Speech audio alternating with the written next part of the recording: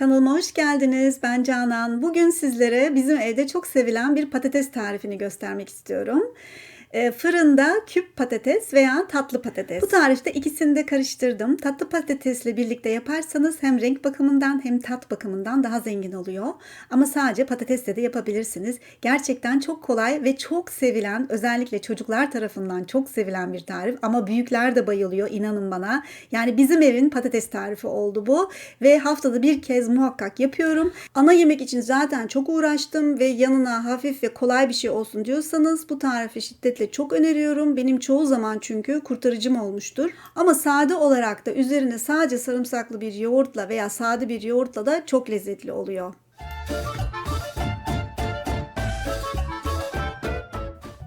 Bu tip videoları daha fazla görmek istiyorsanız kanalıma abone olmayı sakın unutmayın. Ve bu tarifim hoşunuza giderse bir beğeni verirsiniz. Şahsen çok sevinirim. Ve şimdi tarifime geçiyorum. İlk önce tatlı patates ve patatesleri küp küp keseceksiniz. Burada tatlı patatesleri küp kestim. Normal patatesleri ama biraz daha ince kestim. İkisini birlikte pişirirseniz böyle yapmanız gerekiyor. Çünkü patateslerin pişme süresi biraz daha uzun. Sadece patates yapıyorsanız küp küp kesebilirsiniz. Ve şimdi ilk önce üzerine zeytinyağı gezdiriyorum.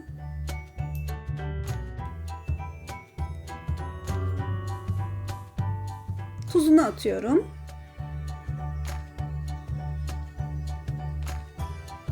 Ve sarımsak tozu. Sarımsak tozunu da bütün büyük marketlerde bulabilirsiniz. Ve kekik. Kekik bolca olacak. Bu tarifimizin olmazsa olmazı kekik ve sarımsak tozu. Ve karabiber.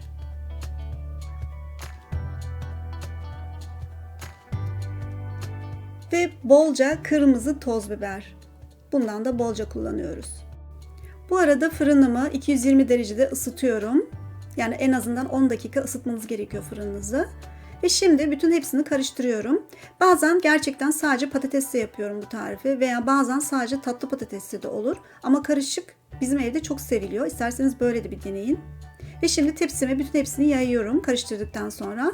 Ve şimdi fırınıma sürüyorum. Önceden ısıtmış olduğum fırına 220 derecede. Ve sadece tatlı patates yapıyorsanız 15 dakika veya karışık yapıyorsanız 20 dakika, sadece patates yapıyorsanız en azından 20-25 dakika pişirmeniz gerekiyor fırında. Ve bu kadar şipşak bitti. İşte hazırlaması çok kısa sürüyor ve fırında çoğu zamanı geçiyor aslında.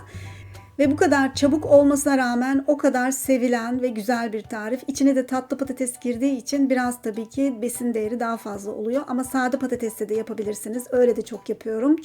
Ve inanın bana benim genelde bu kurtarıcımdır. Özellikle ana yemek uzun sürerse ve uğraşırsam veya zamanım yoksa hemen şipşak bir şey yapayım. Bütün ailenin de sevdiği bir şey olsun veya misafirlerimin sevdiği bir şey olsun diyorsam bu tarifi yapıyorum.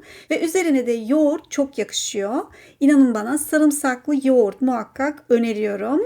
Ve küp şeklinde kesmek aslında bu tarifin olmazsa olmazı. Normalde sade patates yaptığım zaman patatesleri de küp şeklinde kesiyorum ve bunları daha uzun pişiriyorum. Karışık yapınca böyle farklı şekilde kesmem gerekiyor sadece. Ama küp şekil hem çok yakışıyor, daha güzel yeniliyor ve daha çıtır oluyor. Denerseniz şimdiden afiyet olsun diyorum ve bir dahaki tarifimde görüşmek üzere. Hoşça kalın.